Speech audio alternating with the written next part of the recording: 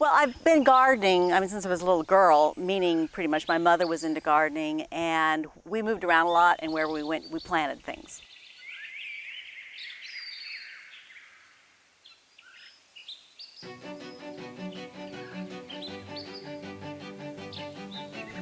I think one of the things people don't realize is that 1 in every 3 bites of food you take is thanks to a pollinator. That if we lose our pollinators, and it's not just the honeybees, it's any of the bees, particularly, they're one of the top pollinators. If we lose them, then we have no way for our food to grow. And this literally can impact us economically millions and millions of dollars.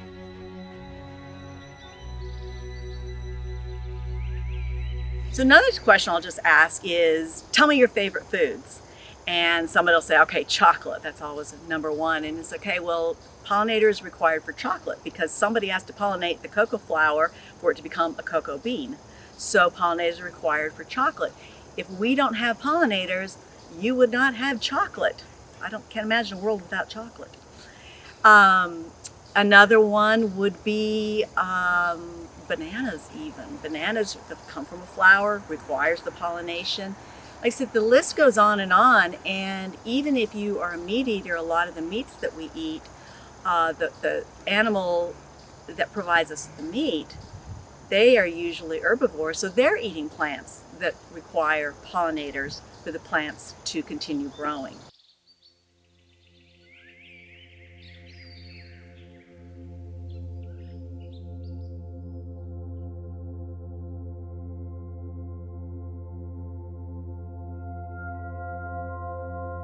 I just was hired on at the City of Norcross, and also we just had new members of the Sustainable Norcross Commission, which is a 7-member board full of Norcross residences, and 5 residences, 2 non-residents.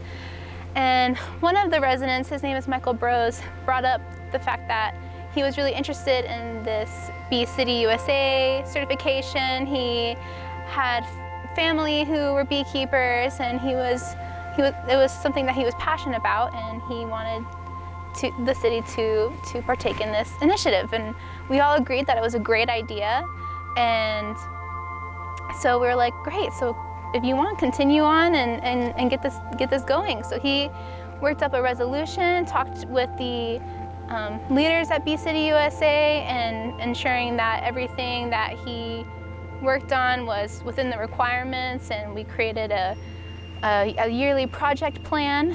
And one of the requirements was that the Bee City USA subcommittee had a city staff liaison, which is how I got involved, because I am that designated person.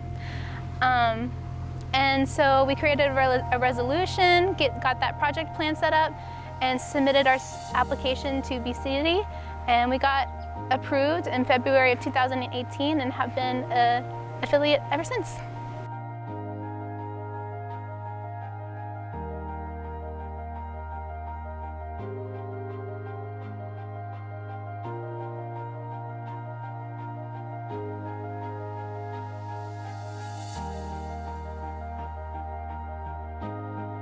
One of my things that I like to do is to have something blooming in my yard 24/7, 365 days a year. All this stuff, it all brings in the bees. It all takes, and I come out here and there are bees all over everything. And one of the things, my neighbors have vegetable gardens, and so they were always talking about, oh, the bees are we're not having enough bees this year. So now, I grew milkweed this year, which was huge for the bees, and all the other stuff that was growing, especially the sunflowers. The sunflowers were covered in bees. So they would stop here, and then they would go to the gardens. Our school was so excited to get the building that we have in Norcross. it is, and to come to Norcross and City. We just love it here. It's beautiful. It's a great place for the school to be. And when we moved in, we knew that we wanted to have a garden area. Our school is a project-based learning school, and having a garden there to incorporate into our lessons and into our projects is just a dream. It was a dream of mine and a partner teacher. So when we found out about the City of Norcross and their public outreach initiative, we were so excited, and then even more excited to meet Hannah and the whole team there, and they were just very generous with us.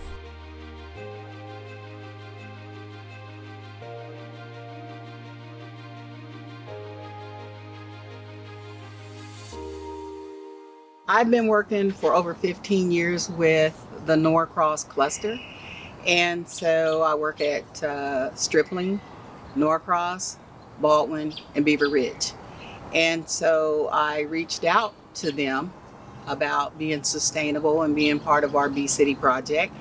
And so the principals who contacted me back, I was able to sit down and let them know what I want to do in the gardens. We would walk past, we're like, you know, we should do something. Like, it's great, it's not great. You know, we talk about soil and erosion in third grade in science. That's actually what we're doing right now, is weathering and erosion, and sort of, you know, taking a look out here and be like, okay, well, we'd bring the kids out here and be like, you know, why is this all grown up and this side is great, but then here we've got some serious weathering and erosion going on. What can we do? How can we fix it? We really just sort of noticed a problem and started brainstorming solutions.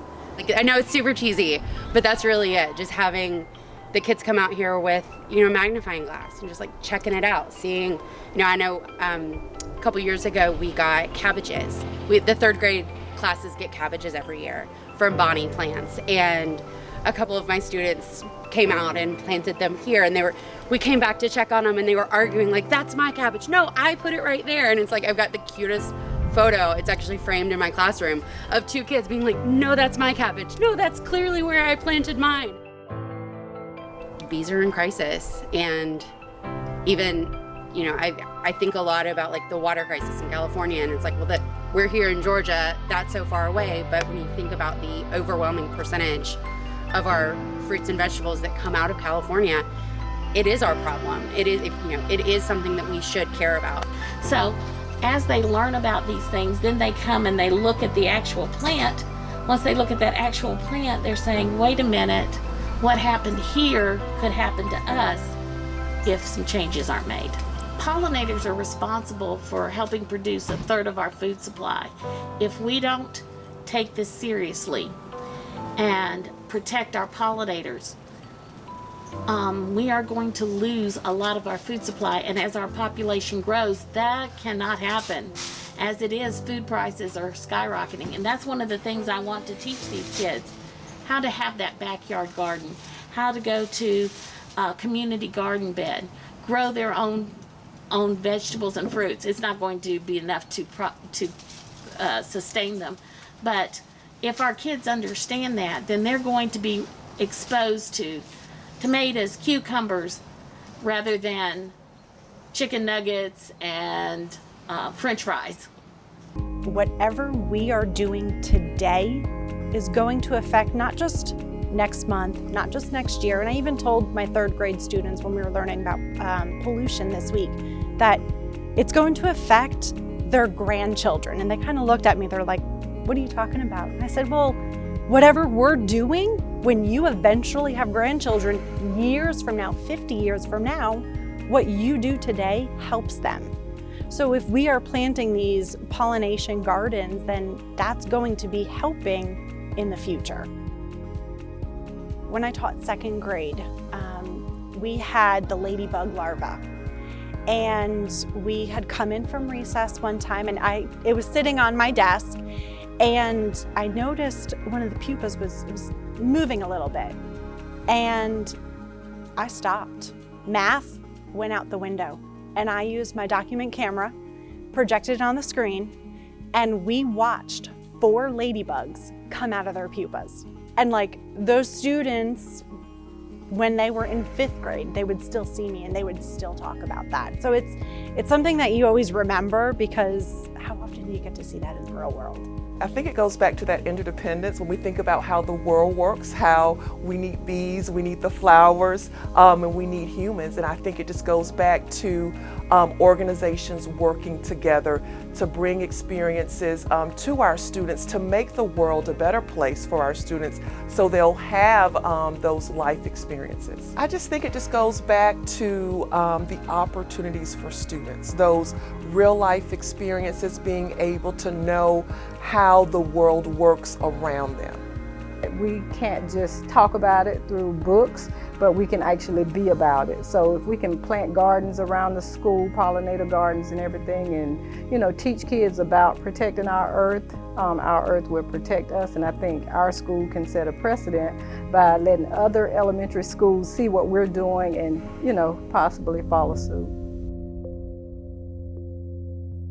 We were able to do a residential pollinator garden registration.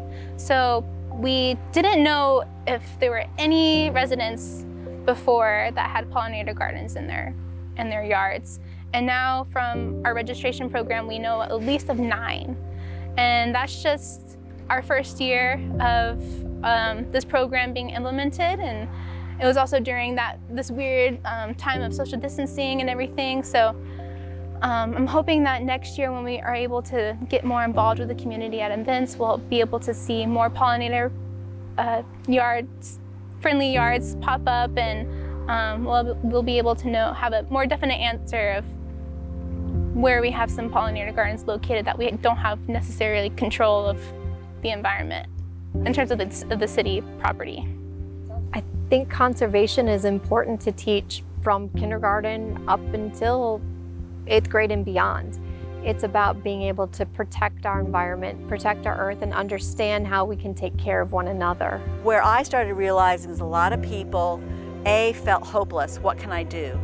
And B, they also felt disconnected. So it's like nature is over there. So a lot of times you'll see people that have these gorgeous yards as far as everything is mowed and perfect, and that's called a monoculture. And they'll have plants that they think are natural, but they don't support any form of wildlife whatsoever. So as a result, you're getting green spaces that we live in where wild animals can't thrive, and nature's over there. But the problem is the over there is becoming less and less and less. The more we develop, the less green, the less there is.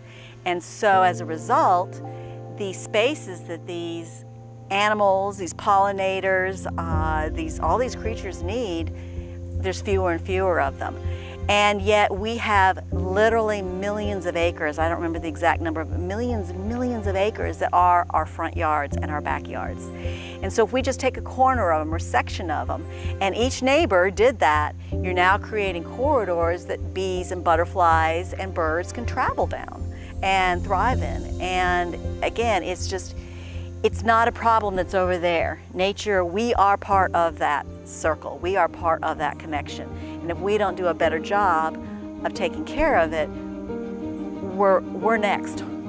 But there's so much we can do, and there's so much being done, and it is very easy to start in your backyard and put some plants in and put some things in that are beautiful and support pollinators and in turn support nature. It's one small thing that anybody can do.